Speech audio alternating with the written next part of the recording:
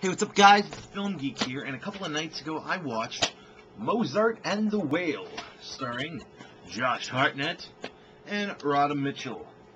This movie is about these two characters.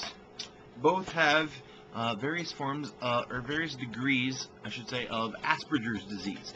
Now, if you don't know what Asperger's disease is, it's a form of autism where, along with the mental, reasoning and stuff, is affected. Their personality, emotions, interaction with others is also affected, to the point that they're usually, more than just standoffish. I would say to the point of being, scared to be around people and, never, ever know what to say to people or anything like that. Josh Hartnett's character is in charge of this, autism support group, where in the group he's pretty much the highest functioning member of the group. But then Radha Mitchell's character comes along, who is pretty much normal, with exception of a few kinks and the fact that she doesn't know how to talk to people. She takes everything extremely literally. This movie, let's start with the good, obviously. The script in this thing is outstanding. It's extremely realistic. However, it is overplayed. It's got the typical boy meets girl, boy woos girl, boy fucks up, girl dumps guy, guy has to win girl back storyline that we've seen 8 gazillion times. The difference is the characters in this are so unique and interesting. Not just the two of them, but also all of the supporting characters, each with their various forms of autism, make for a very interesting movie that I absolutely loved just because of the character development. Watching these characters grow together and seeing some of the quirks of both them and their supporting cast. There's some really cool stuff. It's an overused plot line, but they made some very creative twists to it to fit these extremely unique characters.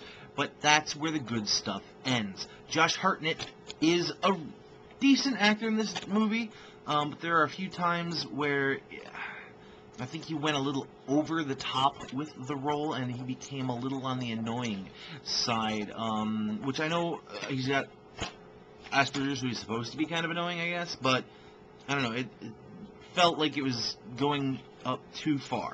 Radha Mitchell, however, did a really good job, and I thought she was excellent in this movie. The look of the movie is not so great. It looks like it was shot on some very old, very cheap film stock.